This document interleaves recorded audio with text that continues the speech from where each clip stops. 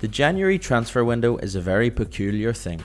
A month of madness in the middle of the season where players plot escapes, clubs make crazy decisions, and agents jet around Europe trying to close complicated and lucrative deals. The January window is a different beast to the summer transfer window. The summer is the off-season, a natural time for changes to be made, teams to rebuild, and players to move on. Plus, there isn't the same distraction of daily football competition, and the window spans the summer months. In January, however, the tables are turned. The window lasts only for the month and takes place in the midst of the most packed part of the football schedule, with most teams playing 2 games a week between various league and cup competitions. Of course, we can't throw a blanket over the window. Some great business has been done in January, but I suppose in an ideal world you would make a move in the summer, if you're a player or a manager. That way you have time off to really consider the decision you're about to make, you have time to plan, to negotiate, and to speak with friends and family. And if you make a move, you have time to adapt to your new surroundings and the benefit of pre-season. January moves can be out of the frying pan and into the fire type affairs, but this is the football industry and we feed off the drama. The highs and the lows of the January window historically have made for some great stories. So in this video, we're going to look at the 10 significant January transfer moves of the 21st century and give them all a success rating out of 10, or if they are recent moves, a prediction. First up is Fernando Torres' transfer deadline day move from Liverpool to rivals Chelsea in 2011. This broke hearts on Merseyside. Torres was Liverpool's number 9 and at one point at Anfield he was perhaps the most exciting striker on the planet. Chelsea paid £50 million for the Spanish striker, and in an early interview with the London club he beamed and said he had moved to win trophies. It was a bitter pill to swallow for Scousers as Torres had been a fan favourite and Chelsea were a fierce rival. Torres never recaptured his form at Chelsea. He looked a shadow of the player he was in red. However, he scored a crucial goal at the Camp Nou in the Champions League semi-final and lifted the famous trophy with Chelsea. Week in, week out, Torres didn't do it at Stamford Bridge, but he won the biggest trophy in club football. A mixed bag indeed. We will give this move a 6.5 out of 10. Every cloud is a silver lining, and thankfully for Liverpool fans, upon Fernando Torres' Anfield exit, a new goalscorer arrived in town, Luis Suarez. The £23 million man proved a superb signing for the Reds, and soon enough LFC fans that were reeling with Torres' exit had reason to be excited. At Liverpool, Luis Suarez proved himself as one of the best players in world football, and had what could well be the best individual Premier League season of all time. The striker played 33 games in the 2013-14 season, registering 31 goals and 17 assists. The Uruguayan was genuinely unplayable as he pulled Liverpool agonisingly close to winning the Premier League. His move to the Reds for just £23 million is a bargain in our eyes. 9 out of 10. For this controversial move, we have to travel back in time another 10 years to 2001, when Sol Campbell did the unthinkable by moving across North London from Tottenham to Arsenal, and on a free transfer no less. The big centre-back was originally from the East End of London, but it was on both sides of the north that he made a monumental impact.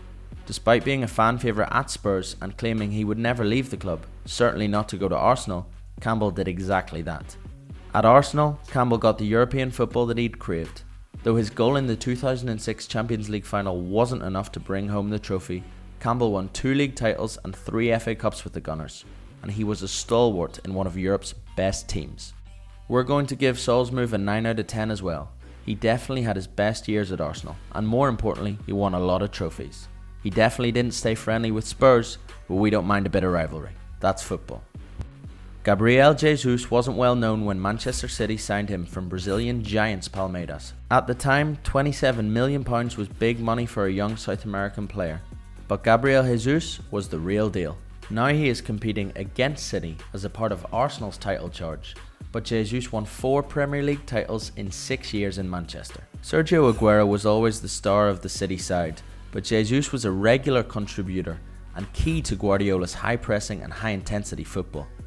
The striker was a regular starter and goalscorer in a lot of City's great successes, including an FA Cup win and 3 League Cup titles. His move to City was a gamble that paid off, an 8 out of 10 only because he had to move to Arsenal to be the star that he knew he could be. The world champion and the talk of this year's recent January transfer window Enzo Fernandez burst onto the scene just a couple of months ago as he scored a screamer for Argentina against Mexico.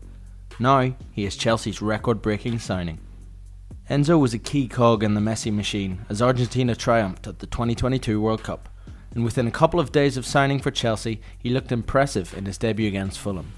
Enzo has the perfect skill set for a central midfield player, and the intensity and quality of the Premier League will not faze him at all. The ex-River Plate and Benfica man has got it all. Relentless without the ball, measured on the ball, full of running and with a fine range of passing and shooting. Enzo has the makings of a star. We can see an 8 out of 10 at very least for him. Anything less would be a shock and a disappointment, as he has too much quality and grit to fail.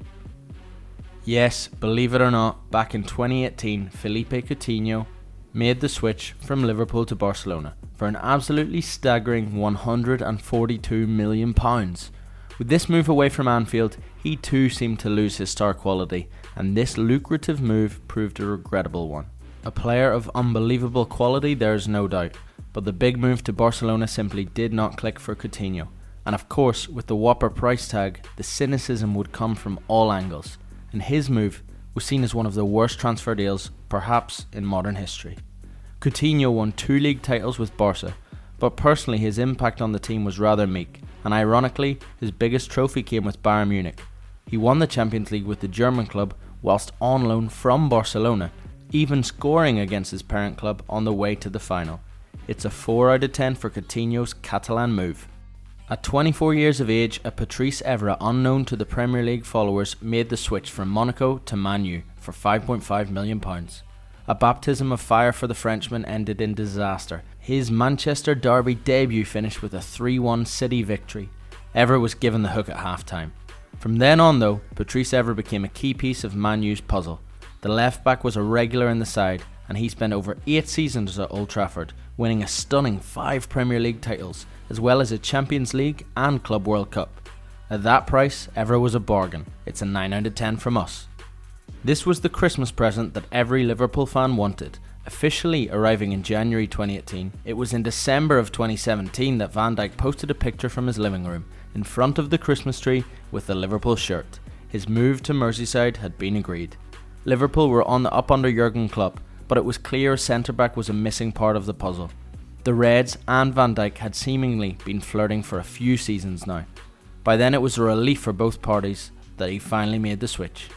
Van Dijk has gone on to win the Premier League and Champions League with Liverpool and spent a season or two regarded as the top defender in the world. He may lament a lack of trophies in other years with LFC, but Van Dijk helped transform the Reds and win every trophy available, even if it was only once. Another 9 out of 10. The £75 million price tag was clearly worth it. Anthony Gordon recently made a £43 million switch from Everton to the North East. Newcastle Football Club are on the rise under new ownership from the Gulf state of Saudi Arabia, and they are beginning to puff their chest in the transfer market. Gordon is without doubt a hot property. Despite an average season with the struggling Blues up to now, he's an amazing young talent who is still just 21. Newcastle are on the surge to finish in the top 4 and return to the Champions League.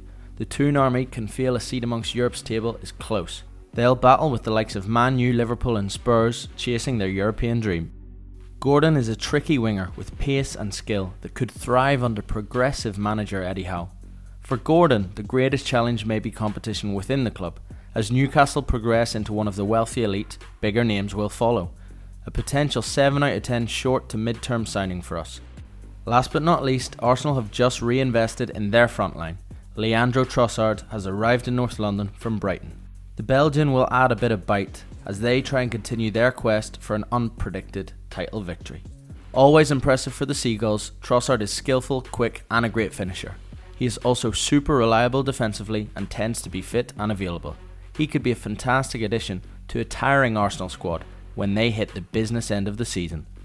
The Belgian will always bring goals and assists too, and as a key player for his national team as well, he will not be moving to Arsenal just to make up the numbers. We predict that Trossard will prove a successful signing for Arsenal. Whether or not he can help them clinch the title is tricky to say, but he surely won't hinder them, and he will be a key player in the next few years. We can see this one being an 8 out of 10.